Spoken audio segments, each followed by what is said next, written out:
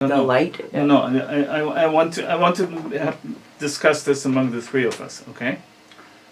Because I need John's. Oh, but I wanted to this. finish real quick. Okay. Just what I was talking about here, and then we'll go into that. Okay. The 10th gate, which would be the earth chakra, that's the highest we could go without that feminine aspect to things. Because to rise into the 11, 12, and 13, okay, it has to be both, the combination, because you need both to create that harmonic sound. It can't be done alone. It takes the twin energy, the male and female aspect, because all things are rising, and this is what they're showing.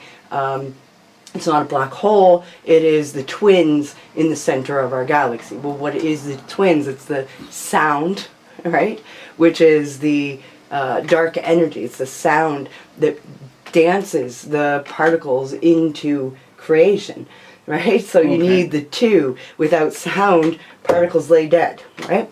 So they're like dancing to her music. She calls out, and he responds and becomes illuminated. That's my thing.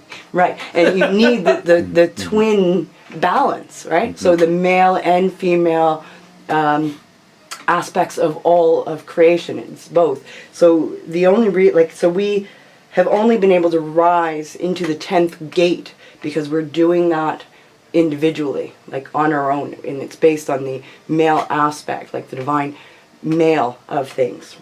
Now enters in the divine female, which would be the sound, and the knowledge of her existence. And to go beyond the 10, this is where the twins that everybody talks about, the twins that come together, because it's the coming together of the whole to create that sound in the 13th gate, right? Which is the sound of creation itself. And with that sound of creation, everything falls back into balance. We've been missing the one side. Mm-hmm. Yeah. Yes, Yeah. The missing link in everything, in creation. We view sound as something we're producing, we're bringing into being. But it's the opposite. Everything is sound. That's why everything's been based on war and exploitation and violence. Yeah. The stronger, the strong masculine win. overload. Yeah.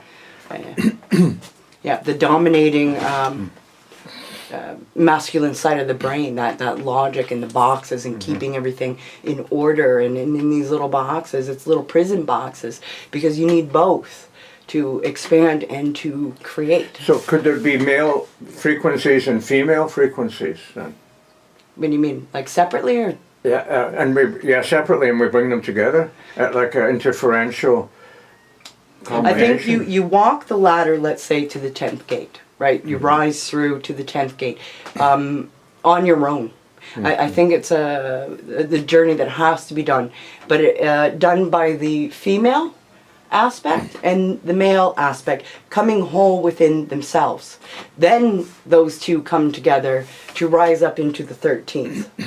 So it has to be the individual journey to wholeness in self, and then the coming together of the twins that rise into the 13th, creating that.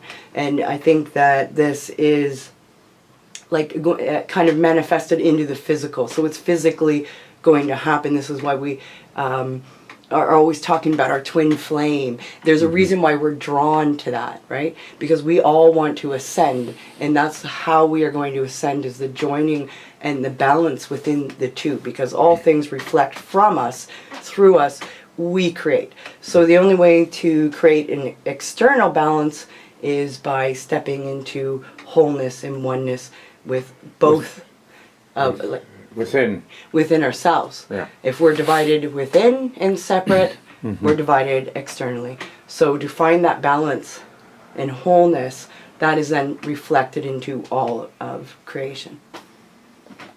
Sound. I'm waiting for this thing to do